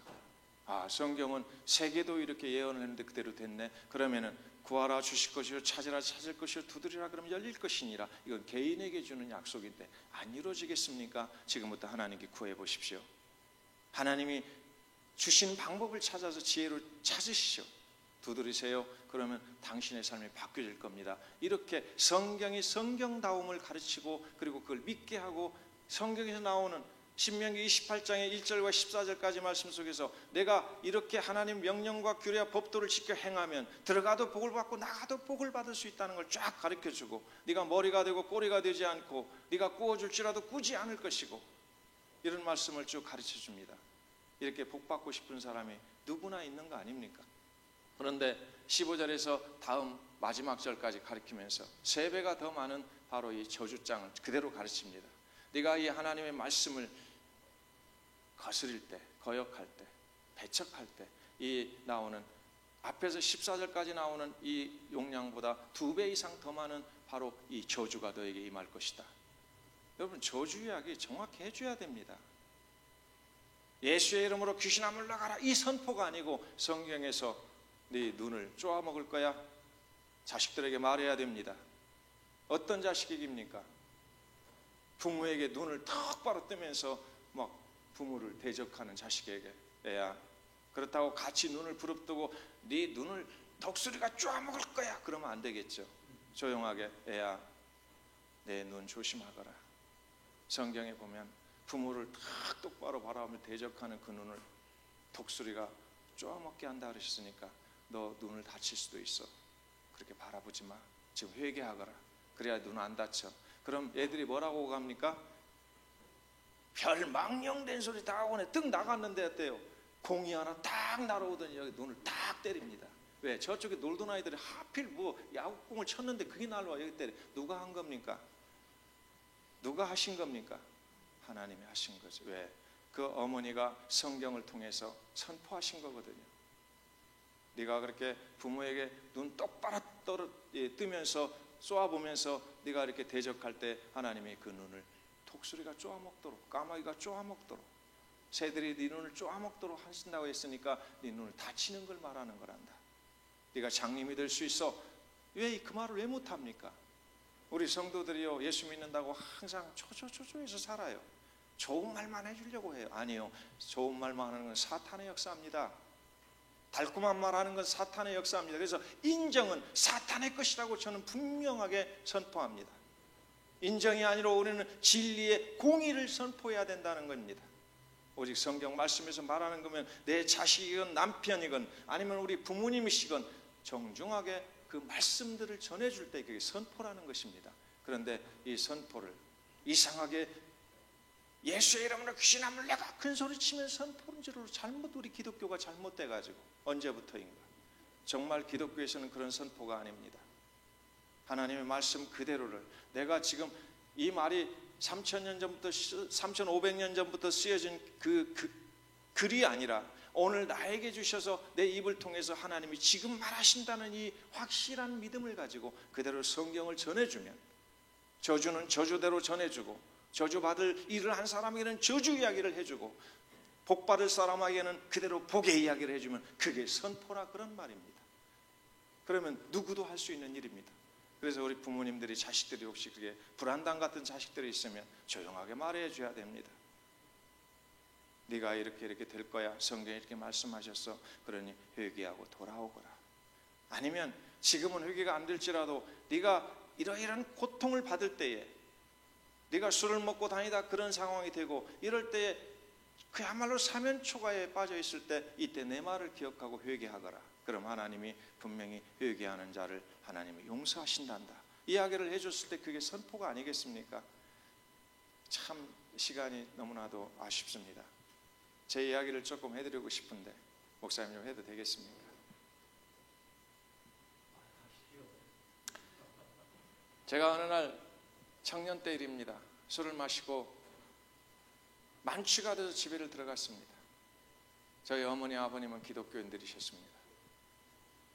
항상 만취가 돼서 집에 들어가면 우리 어머니께서 자리끼라고 말합니다. 사실은 자리끼 그럼 어른들에게 떠다주는 냉수를 말합니다. 사기 그릇에다 물을, 깨끗한 물을 주무시다가 목이 이렇게 가라면 어른들 목이 가라시거든요. 그러면 주무시다가 밖에 나가서 물 떠 드실 수가 없으니까 주무시다 드시라고. 근데 이거는 새파랗게 젊은 자식을 그 냉수를 어머니 떠다 놓으십니다. 왜? 술 먹고 나면 새벽쯤 되면 어떻습니까? 목이 막 탑니다. 지옥 같은 그런 느낌이 들어집니다. 고통스럽습니다. 그러면 항상 그 자리에 있으니까 더듬더듬 그냥 눈을 감고 더듬더듬 해가지고 그 물이 있으면 이렇게 돌려가지고 반절은 엎질르면서 마십니다. 벽에 마치 다 젖지요. 그런데 그날 이렇게 해서 더듬더듬 하는데 딱딱해요. 이 사발 속에 물이 있었는데 딱딱한 게 딱 잡히는 거예요. 느낌이. 뭐겠어요? 얼음입니다. 왜냐하면 예전에 우리 어르신들은 좀 아실 겁니다. 나이 드신 분들은 창호지 한 장으로 바깥과 방이 문이 그렇게 되어 있었습니다. 지금 이렇게 방화문이나 아니면 어떤 강화문들이 아닙니다. 그냥 옛날 집은 창호지 한 장으로 바른 문살에다 바른 그게 바로 바깥과 안의 그 문이었으니까 그 문간에다가 놓은 그 물이 얼어버린 겁니다. 이 엄동설안에. 이제 엄동설안이 돌아오는데요. 그러니까 어떻게 합니까? 물은 먹고 싶은데 일어나기는 싫지만 그래도 억지로 일어나가지고 비틀거리면서 문을 딱 열고 나가는데 문을 딱 열자마자 눈보라가 확 몰아쳐옵니다. 그 엄동설 안에. 그래도 목을 축여야 되니까 이 안방을 지나서 이렇게 부엌으로 내려가야 됩니다. 안방과 붙어있는 그 부엌으로. 그러면 거기를 지나가야 하는데 문을 삐그덕 열고 나가가지고 눈보라가 확 몰아치는데 그래도 가야지 그러고 하는데 이상한 소리가 들립니다. 무슨 두런두런 하는 소리가 들리는 거예요. 바로 안방 그 앞에서. 방도 아니고. 그래서 가만히 들어봤어요. 이게 뭔 소리야. 그리고 술이 취한 상황 속에서도. 그랬더니 어머니께서 그 엄동설안에 마루에서 기도를 하시는 겁니다. 그 기도 소리가 들릴락 말릴락 하는데 이 소리는 들었어요. 하나님, 저 자식을 데려가 주세요. 세상에서 이렇게 속썩이고 그냥 이렇게 하나님 욕을 먹이고 교회 욕을 먹일 바에는 하나님 데려가 주세요. 그 소리는 들렸어요. 그런데 그 뒤에 이런 말씀을 하셨어요. 만약에 데려가시지 않으려면 고쳐서 하나님 종이 되게 해주십시오. 제가요 어디 가도 이런 말씀 잘 안 드려요. 왜냐하면 꼭 심파극 같잖아요. 너무 시시해서 안 해요. 왜? 그런 간증들이 너무너무 많기 때문에 제가 안 해버려요. 근데 오늘 왜 나왔는지 모르겠어요. 갑자기 지금 우리 성덕교회에 나왔습니다. 어머니 기도입니다. 기도를 그렇게 하셨는데 그분이 또 어떤 분이신 줄 아십니까? 제가 이 중독으로 다 죽어갈 때 우리 작은 아버님이 한 분이 저를 발견해서 등에다 업고 형수니까 우리 작은 아버지 입장에서는 형수 아들이 죽으려고 합니다. 조카놈이 빨리 병원에 갑시다 했더니 어머니가 어떻게 하신 줄 아십니까? 그 작은 아버님이 나를 이렇게 들쳐업고 있는데 뒤에 가서 저를 확 끌어내려 버리셨습니다. 마당으로. 저희 집 앞마당에서. 그리고는 저를 질질 끌어다가 부엌에 옛날에 그 불 때는 부엌이지 않습니까?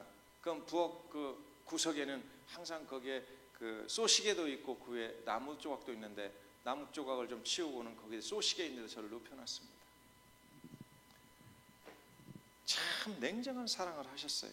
그러니까 이런 생각을 하셨던 것 같습니다. 그 기도와 어머님의 행동을 제가 보면은 하나님의 영광 돌리지 못할 바에는 차라리 데려가 주십시오.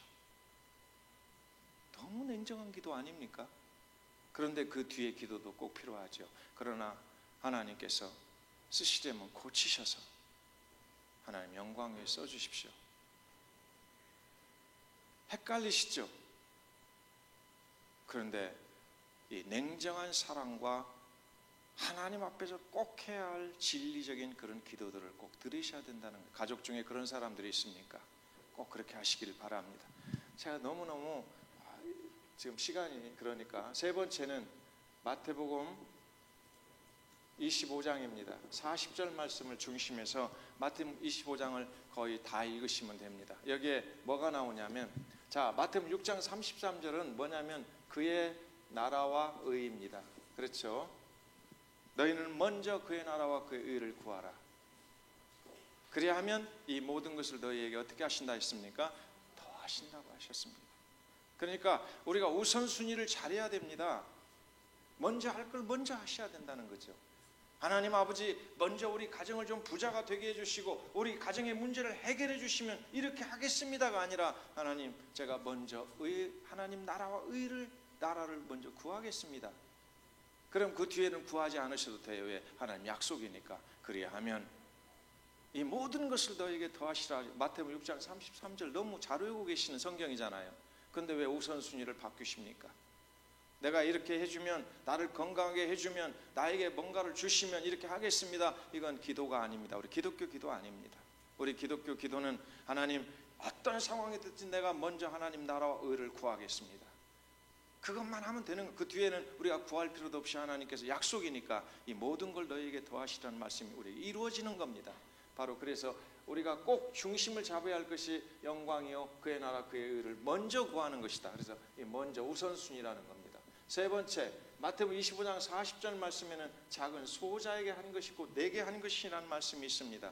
저는 이 말씀을 연구하면서 무슨 생각을 가졌냐면, 아니 마지막 시대에 양과 염소를 나눠 놓으시고 이게 심판의 그런 그 비유를 지금 말씀하시지 않았습니까? 이때 전도 많이 한 사람 이쪽으로 와라, 선하게 사는 사람 이쪽으로 와라, 뭐 많이 사람 죽인 사람은 왼쪽으로 서라, 이렇게 하시지 않고 우리식으로 이해할 때 심판 때인데 어떻게 해요? 양과 염소를 갈라놓고 딱 한 가지입니다. 너희들은 복받을 자들이다. 왜? 이 사람들이 그래요. 아니 저희가 무슨 복을 받을 수 있습니까? 그러니까 너희들이 내가 굶주렸을 때, 내가 헐벗었을 때, 내가 목말랐을 때, 내가 병들었을 때, 내가 옥에 갇혔을 때에 너희들이 나로 와서 보았느니라. 이렇게 말씀하신단 말이에요, 예수님께서. 그러니까 이 사람들이 뭐라고 말합니까? 제가 언제 예수님을 이렇게 대접한 적이 있습니까?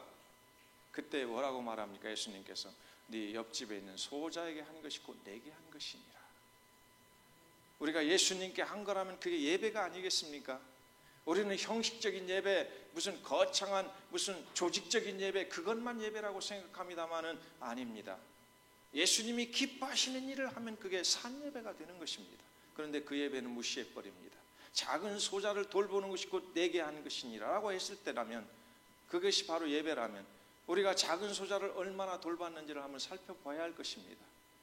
내 가정에는 빨랐고 혹시라도 내 교회에는 빨랐을지 몰라도 정말로 돌봐야 할 소자들이 발견됐음에도 불구하고 그들은 무시해버렸다라고 한다면 그게 바로 강도 만난 자 스쳐 지나가는 제사장과 레위인과 뭐가 다를 게 있겠느냐 그 말입니다. 그래서 오늘 이 소자를 굉장히 중요시 여겨라. 이 세 가지 뼈대를 딱 가지고 마지막 종말의 때에 우리가 이겨나야 됩니다. 중독된 신분들에게 3주 동안에 바로 매일 한 7시간씩 3차례 이런 교육들을 성경을 통해 쫙 교육을 시킵니다. 그럼 이분들이 기초적인 것부터 배우기 시작하니까 3주 정도 끝나고 나서는 제가 어떻게 하느냐 하면 이렇게 말합니다. 자, 여기에 부처가 있습니다.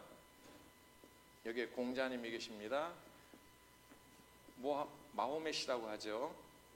회교의 마호멧. 그리고 여기에다가 뭘 말합니까? 철학자도 몇 사람 쓰고 그 다음에 예수님을 이렇게 써놓습니다. 이제 누구를 의지하고 사실랍니까? 번호를 먹여놓고. 그러면요, 정신병원에서 오신 분들이 예수님입니다 이렇게 말합니다. 그게 바로 하나님의 말씀을 차근차근히 가르칠 때 최고의 치유가 되죠. 다 두 번 다시 정신병원 돌아가지 않습니다. 이 사람들이 마약 중독자들, 알코올 중독자들, 도박 중독으로 완전히 집안 폐가망신시킨 사람들, 그리고 이 사람들을 위해서 또 한마디 하는 게 있죠. 꼭 가르치는 게 있어요. 오늘 우리 성도님들에게도 꼭 필요한 이야기를 해서 제가 그냥 안한무인으로 시간이 지금 지났는데도 제가 말씀을 드립니다. 혹시 고난의 세 가지 이유를 아십니까? 이 고난의 세 가지 이유를 아신다면 우리는 실망할 일이 하나도 없습니다. 자, 간단하게 말합니다. 고난이라는 것은 창세기 말씀에서 죄 때문에 온 거죠.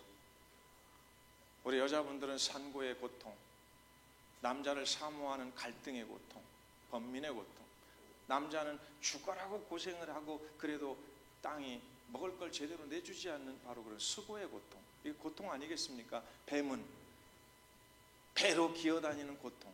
이것들이 바로 죄 때문에 온 겁니다.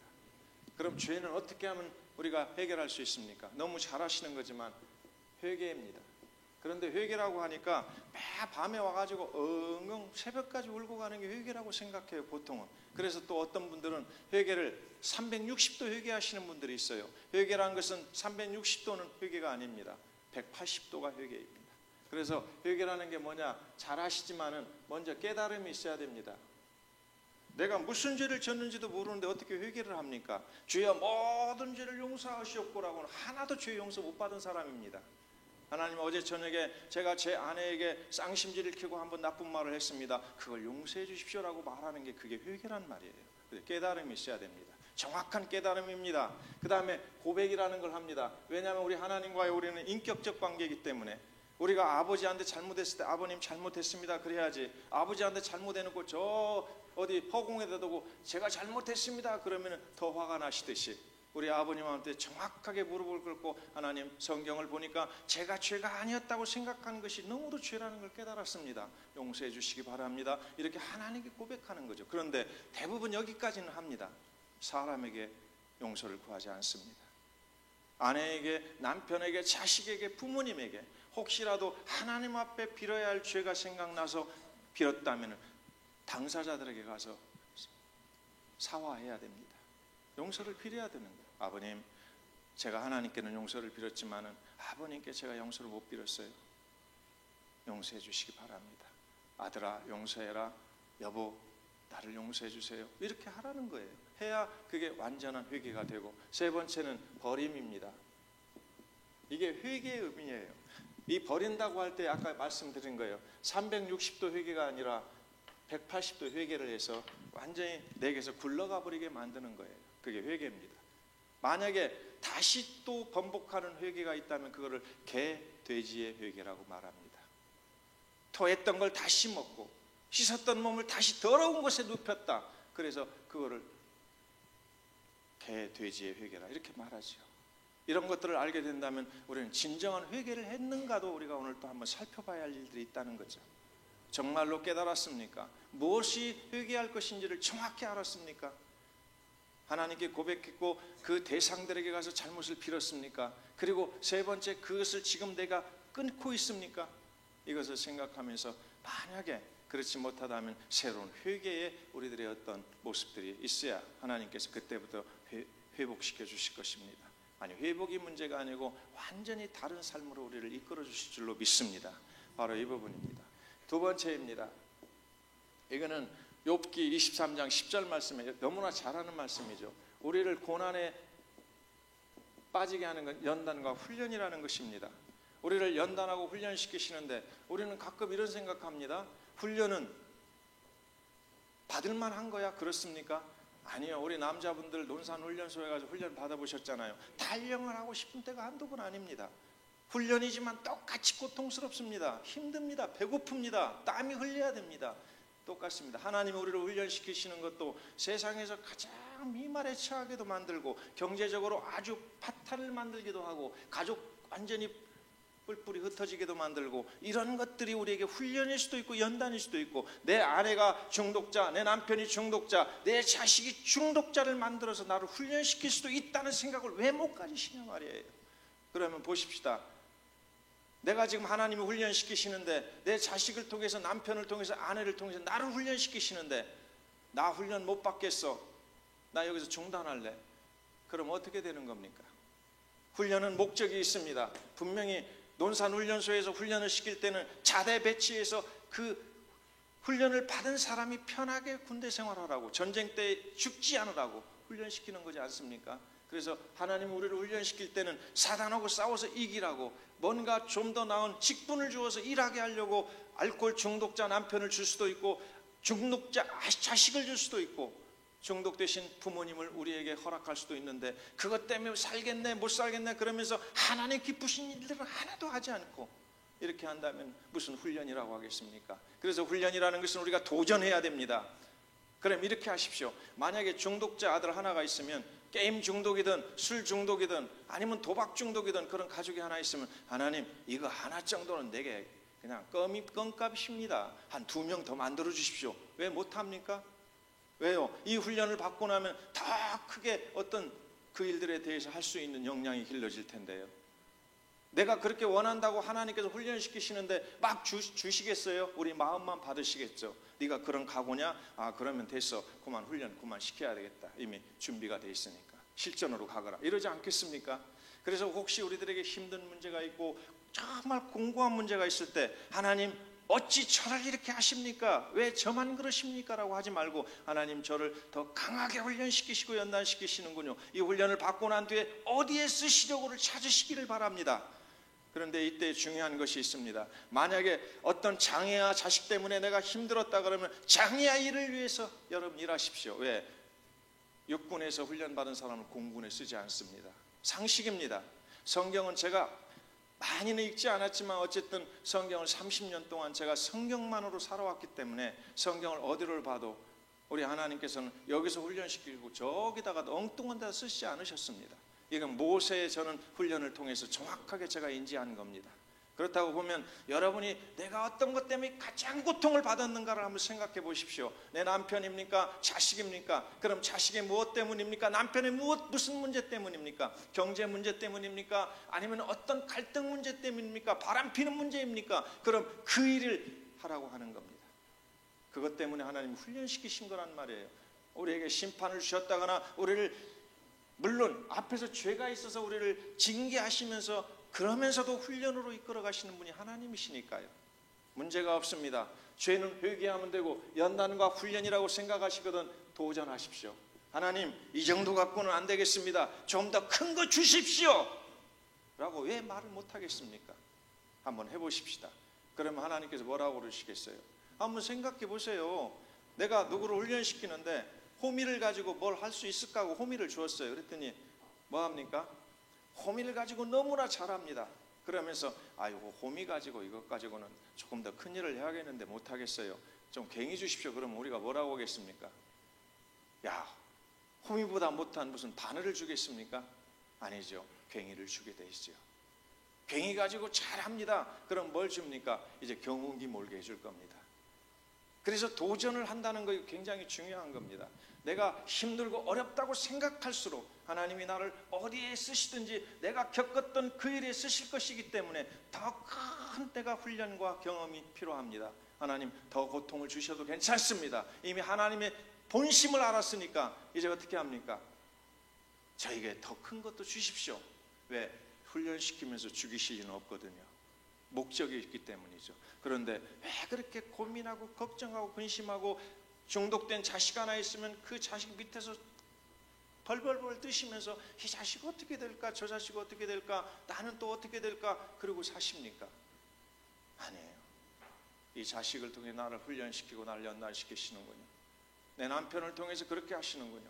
그렇다면 내가 이제 더 많은 이 남편과 같은 수많은 사람들을 하나님 저를 구출하라고 저를 훈련시키셨군요. 왜 이런 생각으로 못 바꾸십니까? 그렇게 생각한다면 아마 고통을 그날 받으면서 휘파람을 불 겁니다. 그렇지 않습니까? 훈련이 딱 끝나고 난 뒤에 딱 샤워하고 딱 숙소에 돌아가면서 어떻습니까? 평안한 마음으로 잠을 잡니다. 그런데 걱정, 근심, 괴로움, 두려움, 초조, 불안, 정신병적인 이 모든 상황을 가지고 어디로 찾아갑니까? 선생님, 제가 잠을 못 잤는데 뭐 잠을 좀 잘 수 있게 해주십시오. 그때 수면제를 딱 처방하는데 그게 무슨 약이다? 모르핀. 양귀비에서 축출해서 그 양귀비에서 축출한 그 어미의 중독 물질을 가지고 디자인한 약물, 여러 가지 합성 약물들을 섞어서 무슨 약 이름만 붙여가지고 수면제로 갖다 주니까 그거 딱 먹고 그걸로 잠을 자는데 잠이 옵니까? 수면제를 먹고 밤새 잠을 잤는데 다음날 아침에 일어나니까 도로 졸리기 시작하고 멍한 상태가 돼요. 이러면 안 됩니다. 하나님 훈련하셨죠? 아니 이 밤에라도 더 훈련을 시키십시오. 이런 도전의식을 가지고 착 나가면 얼마나 하나님께서 이뻐하시겠습니까? 그리고 훈련의 그 매개들을 하나님이 싹 제거를 해주십니다. 됐다, 너희 그 정도 됐으면 됐어. 이게 훈련의 목적이잖아요. 그러니까 이 부분 꼭 도전을 하십시오. 연단과 훈련. 마지막에 세 번째 제가 말씀드릴 것이 요한복음 9장에 있는 말씀입니다. 이때 소경이 나옵니다. 날 때부터 소경. 이 날 때부터 소경에 대한 예를 꼭 중요하게 우리들이 중독과 관련해서 생각을 하셔야 됩니다. 우리 남편이 중독이고 자녀가 중독이신 분이 이런 생각들 들어지죠. 왜 하필 나야? 내가 권사고 내가 장로고 내가 집사고 내가 교회에 성실하게 하나님 앞에 기도도 많이 했고 헌금도 많이 드렸고 내가 성실하게 하나님 앞에 신앙생활을 했는데 왜 하필 내 자식이야? 내 부모님이야, 내 아내야, 내 남편이야, 내 형제야, 이렇게 말할 수도 있다는 거죠. 그런데 여러분 그렇게 말하는 것은 신자들이 아닙니다. 그래서 여기에 바로 God only now, 바로 우리가 이 새 약자입니다. 이게 뭐냐면 God only now, 오직 하나님만이 아신다는 그게 약자가 있는데 이 약자가 어디서 쓰느냐면요, 미국의 정신과 그 의사들을 만들 때 정신과 그 교재 제일 뒷장에 붙어 있습니다. GOK, God only now. 너희들이 최선을 다해서 안 되는 것은 뭐에 돌려라? 신에게 맡겨라. 이런 뜻이 되는 거죠. 신만이 알고 계신 일이 있다. 여러분 우리 기독교인들이 이거 꼭 기억하셔. 이 요한복음 9장을 통해서 날 때부터 소경된 자를 통해서 우리들이 배울 수 있는 겁니다. 야, 날 때부터 소경된 자가 어떻습니까? 그가 날 때부터 소경됐으니까 저는 한 20년으로 잡습니다. 성경에는 몇 살이라고 나오지 않았지만은 저가 장성하였으니 그에 가서 물으시오라고 부모가 말했을 때 어린아이는 아닙니다. 그렇죠? 이미 성장한 사람이에요. 그렇다고 노인도 아닌 것 같습니다. 그래서 제가 나름대로 한 20세로 잡습니다. 20세로 잡았는데 이게 그때까지 뭘 합니까? 움직일 수 있을 때부터 거지 노릇을 하니까 성전 앞에서 구걸을 하는 사람이 되잖아요. 이 아이를 데려다 놓고 데려가고 하는 그거 누가 합니까? 가족들이 하지 않습니까? 그런데 그 당시에 분명히 그럴 겁니다. 아, 저거 무슨 죄가 있어서 저런 자식을 낳았을까? 이렇게 말하겠죠, 주변 사람들이. 그러니까 부모들은 어디 가서 고개도 못 들고 삽니다. 내 자식이 알코올 중독이고 도박 중독이고 이 형무소를 다니고 있는데 어디 가서 나는 뭐 이런 사람이야 이렇게 말 못하듯이 그들도 그랬을 겁니다. 항상 고개를 숙이고 침울하고 이 소경된 자식 때문에 자기들도 삶이 엉망이 됩니다. 그런데 20년이 지났습니다. 예수님과 제자들이 그 앞을 지나가십니다. 그러다가 제자들이 딱 그 소경에 대해서 지적하고 묻습니다. 왜 그랬을까요? 당시 그 소경 하나밖에 성문 앞에 없었습니까? 아닙니다. 언제나 성문 앞에는 많은 이 거린들이 구걸을 하며 살고 있었습니다. 그런데 딱 그가 눈에 띈 겁니다. 눈에 띌 때 어떤 때 눈에 띄던가요? 가장 비참하게 보일 때입니다. 그래서 그들이 묻는 의도가 그겁니다. 주님, 저기 있는 저 거지 보이시죠? 소경 보이시죠? 날 때부터 소경이라는데 그래 보인다. 혹시라도 제가 소경이 된 것이 그 부모들의 죄입니까? 아니면 저 아이의 죄입니까? 그때 예수님 뭐라고 하십니까? 아니, 그 아비의 죄도 아니고 그 부모들의 죄가 아니고 그 저놈의 죄도 아니다. 하나님이 하시고자 하시는 일을 나타내시려고 그렇게 만드셨다라고 말씀하시지 않습니까? 그리고 바로 예수님께서 그를 고쳐주셨는데 하나님이 하시고자 하시는 일이 뭐였을까요? 예수가 메시아라는 것을 그 주변에 알리시는 겁니다. 그런데 20년 전이면 지금 예수님이 30살 정도 됐으니까 예수님이 10살 정도의 그 아이가 태어났다고 생각한다면 우리 예수님께서 앞으로 20년 후에 이 예수님이 30 정도 됐을 때에 메시아라는 걸 사람들이 믿게 만들려고 이 모델로 20년 전부터 소경이 되기 위해서 태어났다는 걸 우리 발견할 수 있는 거 아닙니까? 이게 하나님의 주권이라고 말하는 겁니다. 왜 하나님 그렇게 하셨습니까? 말할 수 없습니다. 그래서 고린도전서 10장 31절 말씀이 우리의 궁극 목적이 되어야 한다는 거죠. 뭘 하든지 하나님의 영광을 해야만이 된다. 그분의 주권을 절대적으로 따르라 이겁니다. 그래서 이때 예수님이 그렇게 말씀을 그를 고쳤는데 이제 결론은 그겁니다. 소경이 20년 동안 고통을 받았고 가족들이 힘들었지만 한순간에 예수님 되심을 모델로 사용된 이 사람이 바로 한순간에 눈을 뜬 순간에 어떻습니까? 20년 동안의 그 아픔이 보상이 됐겠습니까? 안 됐겠습니까? 한 번에 되어버리는 겁니다. 우리 사랑하는 성도교회 여러분들 중에서 혹시라도 말 못하는 그런 아픔들이 있으십니까? 아무리 생각해봐도 내가 하나님 앞에서 그렇게 크게 범죄한 것도 없는데, 그렇다고 이 아이가 그런 적도 없고 내 남편이 그런 적도 없는데 우리에게 이런 고통을 왜 주십니까? 그런 만약에 생각이 들어지신다면 이 요한복음 9장에 나온 날 때부터 소경된 사람의 예를 꼭 기억하십시오. 우리 가정을 통해서 어느 날 이 문제가 확 해결되면서 믿지 않던 우리 작은아버지, 믿지 않던 우리 삼촌, 믿지 않던 우리 고모, 믿지 않던 우리 형제들이 예수 믿게 하려고 하나님 우리를 이렇게 하셨죠. 그러면 어떻게 되겠습니까? 우리가 그 문제 가지고 고민하고 걱정하고 근심하는 것이 아니라 하나님, 그래 이 문제를 가지고 꼭 그렇게 하나님 역사를 이루시기를 바랍니다 이렇게 말하지 않겠습니까? 그래서 이 세 가지라면 여기에 오늘 요한복음 9장에서는 우리가 어떻게 합니까? 잠잠히 기다리라. 하나님이 어떻게 일하실는지 하나님은 실패하지 않으신 분이니까 하나님 기다리겠습니다. 이루어주시기를 바랍니다. 그런데 기다려도 멍하고 기다리면 안 되겠죠. 그래서 앞에 마태복음 6장 33절을 미리 말씀드렸던 거예요. 하나님 나라 의를 구하면서 힘들어도 먼저 그 나라 의를 구하면서 하나님의 뜻을 이루어드리려고 애쓰면서 기다리는 겁니다. 그러면 하나님께서 어때요? 여기에 하나라도 우리 실패가 있습니까? 그래서 혹시 죄 때문이라도 연단과 훈련 때문이라도 또는 내가 모르는 그 어떤 문제라도 하나님은 꼭 하나님이 기뻐하시는 일로 전환시켜 주실 줄로 믿습니다. 오늘 여기서 끝내야 되겠습니다. 시간을 너무 많이 지체해서 죄송합니다. 잠깐 기도드리겠습니다.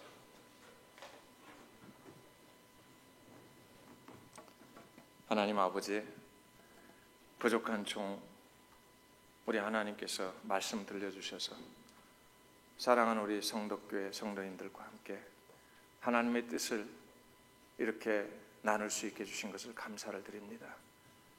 세상 살면서 여러 가지 고난이 많고 힘든 일들이 많지만 오늘 말씀에서 저희들에게 회개할 것 회개하고 또 우리의 연단과 훈련이라는 걸 깨달아서 도전할 때에 우리 하나님이 저희들을 크게 하나님이 더 발전시켜 주시고 회복시켜 주시는 것을 오늘 믿습니다.